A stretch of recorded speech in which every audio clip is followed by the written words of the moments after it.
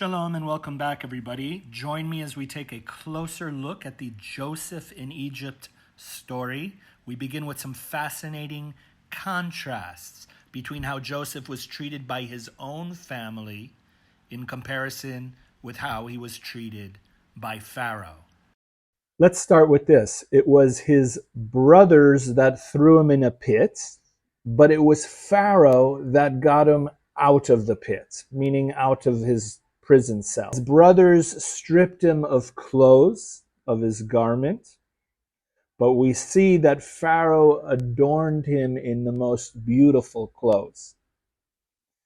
His own father mocked him for sharing his dreams, and his brothers hated him for it, but it was Pharaoh that listened to his dreams, rewarded him for his dreams, and declaring Joseph to be wise and a man with the Spirit of God.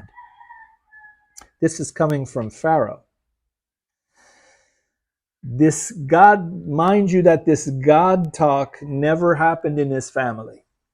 Never happened in his own family. In fact, I went back and looked at the whole conversations going on between Joseph and his father and his brothers and the father. Not one time is the word Hashem or Elohim or Adonai, Lord, not once is God mentioned. But then when you counted how many times God is mentioned in the dialogue between Joseph and Pharaoh, and in the parsha when he names his children and everything, nothing less than 11 times. 11 times recognition, positive recognition as to the presence of God is mentioned by Joseph and also by Pharaoh. Pharaoh mentions Hashem. Imagine you're in exile. You're in one of the darkest places on the planet spiritually, apparently, which is Egypt. But there, Joseph is being finally recognized for his talents. God is being mentioned every other verse. Pharaoh recognizes the Spirit of God in him. Pharaoh rewards Joseph in ways that his own father, his own brothers, his own family, in his own land, with his own people, would never have. But let's continue. Pharaoh puts aside Joseph's background as not being a factor. Joseph is a Hebrew slave.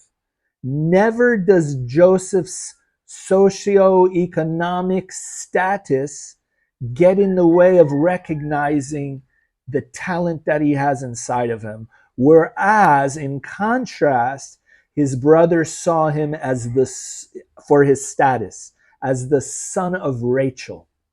And they hated him for that too. Again, with your own people, your own tribe, they measure you by your status and decide if they like you or not by that status. But when you're in strangers in exile, all of a sudden that is all put aside.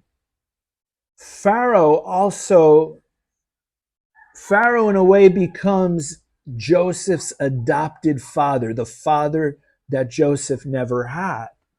Pharaoh finds for Joseph a new wife. Pharaoh gives him a new name. So what do we make all of this? Is that life doesn't turn out the way we expect it to. And if you go into your head and if you start looking at the should haves, life should have been this way, life could have been this way. If you go into that kind of stinking thinking, you may not be able to realize the potential right in front of you. But furthermore, not just the potential and opportunity before you, but that you got a different soul curriculum. Joseph's life path, Joseph's destiny, Joseph's journey is unlike others. He's not made to find success in the Holy Land, but rather, now listen to this, this is very important, rather both his material success, his material prosperity, his wealth, and his spiritual growth takes place not amongst his own family, his own people, his own nation, in his own land, but outside the boundaries of Israel. In a land where he's a foreigner, he becomes a star and his light shines. Okay, so now we're going to look at some things to consider. What do we learn from this parsha? We see there's a lot of strange comparisons and unexpected twists of fate. But what can we walk away learning from this week's parsha? So the first thing is Joseph always remembered his name. Pharaoh gives Joseph a name, correct? But even though Joseph has a new name, an Egyptian name, the fact is that the Torah continues, and he continues to use his own name. Second lesson is Joseph used pain to fuel his growth. Was pain a big part of Joseph's life? Well, you tell me. When he had two sons, this is what he named them, and these are the reasons he gave for the names. First, Joseph named his firstborn Manasseh, meaning God has allowed me to forget my pain and my parental home, meaning the pain that my own family brought me. Second, Joseph has a second son named Ephraim, and the reason for this is God has made me fruitful despite my pain, or amidst my pain.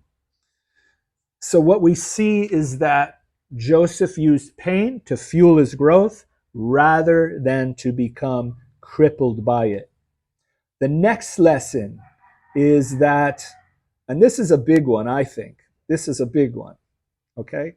All the obstacles that happened to Joseph being sold as a slave and then ending up doing time in prison, the obstacles in Joseph's life never for a moment was because God was forsaking him. So that's the next lesson. The obstacles in life does not mean God has forsaken you. Meaning, just because you're going through difficult times, God is not abandoning you for a moment. And how do we know this, and where do we see this? And this is where it's interesting. Is God's name throughout the entire story of Joseph is Elohim.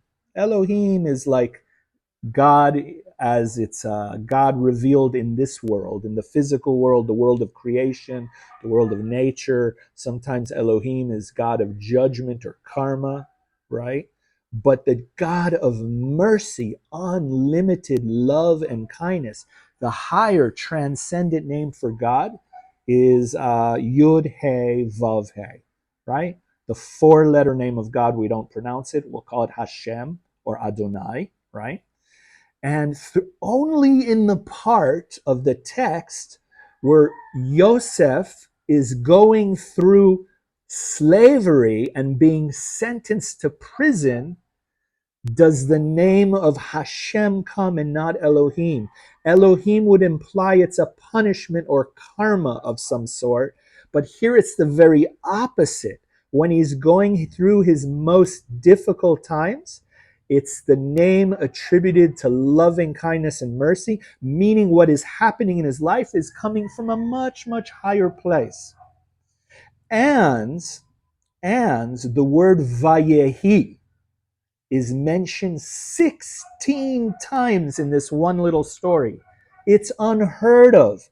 Vayehi means and it was, right? When God creates the world, it says Vayehi or, and there was light, or there shall be light. It's a declaration from heaven.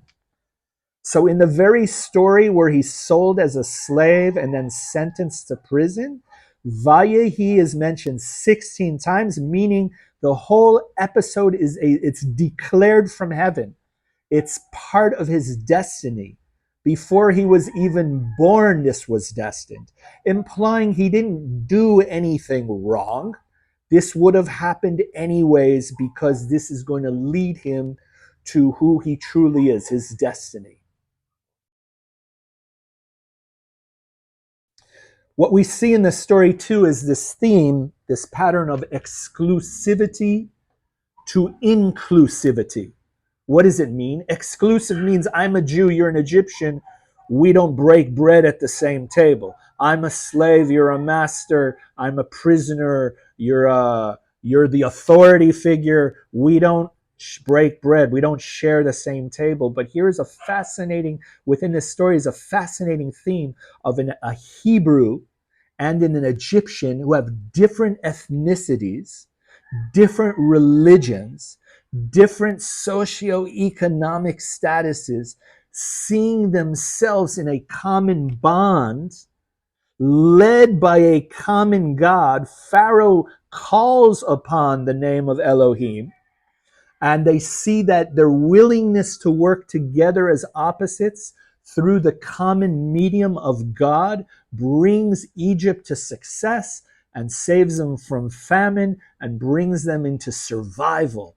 And that's a message about survival. Inclusivity versus exclusivity. The next lesson, and the final one, is to never give up on your dreams. You have to understand that the trauma that Joseph was forced into came as a result of his dreams back at home with his brothers. The question is, did he stop dreaming? And the answer is, not only did he not stop dreaming, but he upgraded his dreams into dream interpretation. And so it shows us that just because life has knocked you down a few times, just because there's been a few twists and turns on the journey, just because there's been a twist of fate, life didn't work out for you the way it should have or ought to have or could have. Get that toxic thinking out of your mind and continue to work with what is before you, just like Joseph did. Work with the situation at hand and always call upon the name of God as Joseph did. Bring God into your principles of your daily affairs. And when God is in your midst, you're only on a road to glory, to fortune, to success and prosperity, whether you're with your family, with your nation, with your earth tribe, where you're supposed to be. Sometimes God shows us the light in the strangest of places if you look at it right. To quote Robert Hunter and Reb Jerry Garcia. Anyways, have a wonderful Hanukkah. Love you guys. Peace and prosperity and success and victory to each and every one of us. L'chaim.